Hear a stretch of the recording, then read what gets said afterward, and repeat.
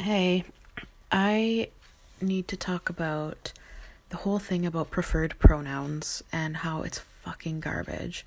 I saw a discussion about this today on the internet, and I'm just going to read a quote that someone said in a giant wall of text, but they said, I'm not for deliberately calling trans people by wrong pronouns, etc., as a revenge or for showing you don't respect their opinion. I think there are more mature ways to express that. I have to say, nobody. Okay, first of all, let's talk about the whole wrong pronouns thing. That's inaccurate. When you call a man a male, or he or him or his, that's not wrong pronouns. Those are accurate pronouns, accurate, correct English language to describe a male person. Trans women are males. Trans women are men. Trans women's pronouns in the English language are he, him, and his. Having preferred pronouns is a way to control the language which other people use, which is completely unacceptable, and you have no right to do. You can want to be called something, but you have absolutely no control over the way in which people refer to you. So let's scrap the idea that there's such a thing as wrong pronouns when you're correctly identifying someone's biological sex. Okay.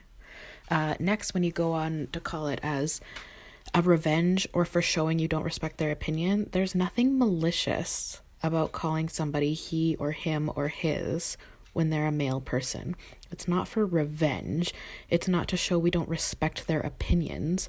It's to show that we are grown, adult human women with brains who understand that biological sex is a real thing that really exists, and that wearing makeup and a dress doesn't change the fact that you're a fucking man. Like, it's not, there's nothing malicious or evil about doing that. That's normal English language. That's how it works. As far as thinking there are more mature ways to express that, I think what's immature is demanding that other people use the language you want them to use for their own speech. There's nothing immature about correctly identifying somebody's biology, about correctly identifying and categorizing what kind of person they are, a man or a woman. That's something that every single person does when they meet another human being. You automatically make snap judgments about who they are. You know, it's very quick, very instantaneous to be able to tell if this person is a man or a woman, if this person is tall or short, if they have brown hair or blonde hair.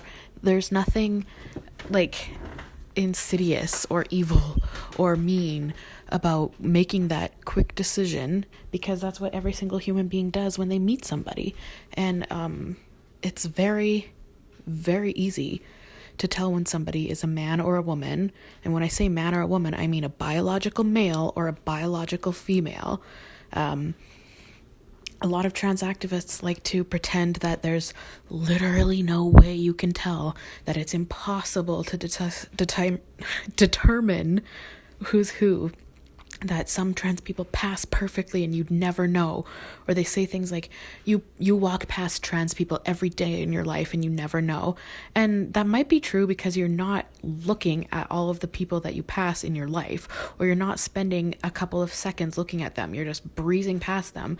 But for you to say that there's no way to tell, it's incredibly easy to tell. Biological males and biological females have vast differences, and no amount of surgery or hormones or makeup or performative bullshit is going to mask up what you really are. So yeah, because of that, I have absolutely no problem using the correctly sexed pronouns, and I don't believe in preferred pronoun bullshit.